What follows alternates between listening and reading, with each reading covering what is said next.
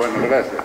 No tantas gracias, porque me había prometido que iba yo a tener un compañero acá para conversar y ahora resulta que mi compañero no vino y me dejó solo. Bueno, pero vamos a hacer lo posible. De todas maneras, no prometo ser muy original, porque hablar de Pablo Grillo es hablar de, digamos, 13 años de la vida de una persona. Que por más intensos que hayan sido esos 13 años, es un periodo relativamente corto. Entonces uno necesariamente es reiterativo en lo que cuenta. ¿Hace falta? Yo te digo a sacar el micrófono. Bueno, no, acá me resta camarógrafo también. Por eso decía que los que me escucharon hablar en otro momento, cuando Nelly Delanteri presentó su librito de anécdotas y recuerdos de su infancia y demás en Reconquista, ya hablamos de Pablo. Por eso la gente que estuvo en ese momento, en esta misma sala, seguramente me va a escuchar repetir algunas cosas. Pero bueno, vamos a hacer lo posible para recordarlo a este reconquistense ilustre. Si bien él no nació acá, pero prácticamente se crió acá porque la familia vino siendo él muy niño. Lo tenemos como un hijo de Reconquista. Y todos los Grillo, digamos, dejaron una huella también acá, ¿no? Sobre todo Juan, que era el jefe político de la familia. Acá en el departamento incluso hubo una corriente política que era el brillosismo, que después ellos ya más adelante, cuando quedó don Alberto como único miembro de aquella de la familia vieja, digamos, que se integra al peronismo, toda esa gente no se definía como peronista, ellos seguían siendo brillosistas. Yo me acuerdo de don Enrique Lanteri, el chueco, el famoso chueco Lanteri, que fue candidato a intendente en el 73, y éramos amigos, siempre conversamos. Y a ella no se le caía la boca, Juan Grillo y yo soy brillosista. Bueno, por eso quiero decir que dejaron una huella acá. Después, bueno, eso se terminó, se fueron muriendo todos, el último fue don Alberto, y los demás también, Julio González, que fue concejal, toda esa gente.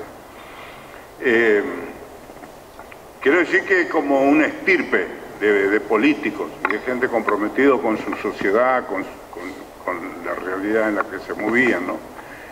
Y Pablo, la verdad que comenzó de muy joven. Yo la vez pasada contaba una anécdota que trajo a colación acá el doctor Menchaca, que fue el primer gobernador radical de Santa Fe, electo en 1912. Y él contaba que Pablo Grillo, siendo una criatura, porque habrá tenido 15 años en ese momento, lo acompañó en su campaña política y lo hacía hablar en los actos, que llevaban un cajoncito y yo le decía, habla Pablito, y Pablito se subía arriba al cajoncito y hablaba, y ya demostraba sus dotes excepcionales como orador y también como poeta, porque los primeros poemas lo escribió siendo un adolescente de escuela secundaria. Ahí ya empezó también a hacer notar su beta poética.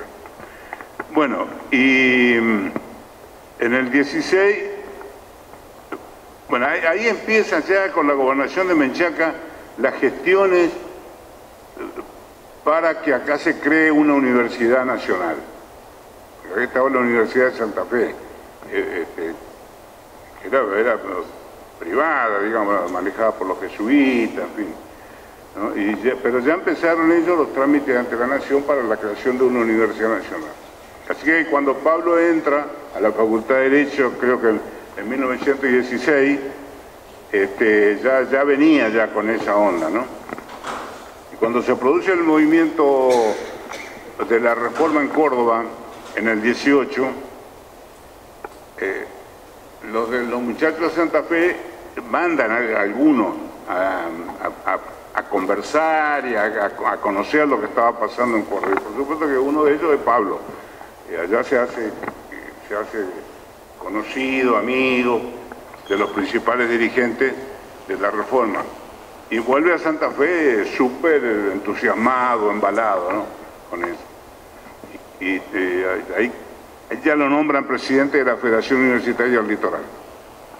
Así que cuando después en Córdoba se hace un Congreso Nacional de Estudiantes con representantes de las distintas universidades, va a Santa Fe también con una delegación también integrada por Pablo, que tiene un papel muy destacado en ese Congreso. Y era tan genial este tipo, que uno ve ahí, porque estos poemas tienen que ver con ese momento, el del 18 y de ese Congreso Nacional. Y habla de la delegación cordobesa, ahí por ejemplo, y nombra tipos, medio irónicamente, porque lo más lindo de su estilo es que lo hablaba siempre con ironía, con cierta sorna, ¿no? Pero por supuesto con todo el respeto. Pero ahí los toma en broma a tipos que después han sido famosos. Hoy en Córdoba hay calles que con los apellidos en nombre de esa gente, ¿no? Que fueron los delegados estudiantiles de ese congreso, lo mismo los de Santa Fe, los de La Plata, lo nombra a un hijo de Joaquín B. González que venía como delegado de La Plata. Y todos o con algún sobrenombre o con algún motivo de sorna, por decir así, pero le escribía, sí, mientras estaba desarrollándose el consejo, y él escribía el verso, los sonetos, y se los entregaba y los repartía. Bueno, su actuación fue tan destacada que cuando en el año 20 se organiza un Congreso Mundial en México, la delegación argentina está integrada por 5 muchachos, uno de los cuales es Pablo. Algunos, creo que 2 más de Santa Fe y los otros, no sé si de Buenos Aires, no me acuerdo los nombres ahora. Es tan destacada la participación de la delegación argentina que dicen que las 2/3 partes de las ponencias aprobadas por ese Congreso fueron propuestas por la delegación argentina. Entonces ahí surge la designación de 3 de esos congresales para que recurran a otros países explicando los fundamentos de la reforma, de todas las resoluciones de ese Congreso, ¿no? Y los 3 son 3 argentinos, uno de los cuales es Pablo. Era la voz cantante, o sea, Pablo Brilló fue la voz cantante del Congreso Mundial de Estudiantes de México y de la reforma, de los postulados de la reforma argentina, en todos los países de Centroamérica, Estados Unidos, y de ahí se fueron a Europa. Él habló ante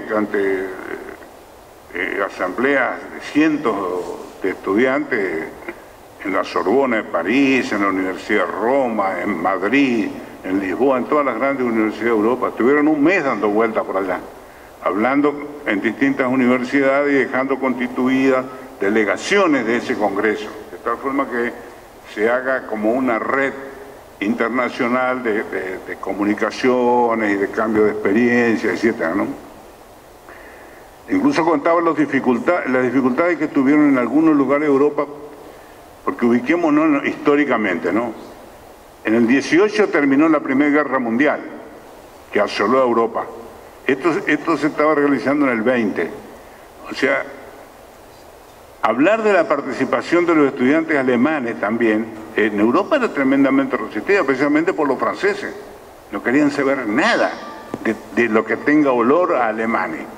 Entonces dice que les costó muchísimo a estos muchachos convencerlo a los franceses y a todos ellos de que también los acepten. Incluso hasta se sacó una declaración, un documento llamando a la unidad de los estudiantes de todo el mundo y qué sé yo. Bueno, pero de todos modos la actuación de ellos, de él especialmente, fue muy destacada. Y de ahí surgen seguramente otra serie de versos a quienes llamó sonetos o motivos urbanos, ¿no?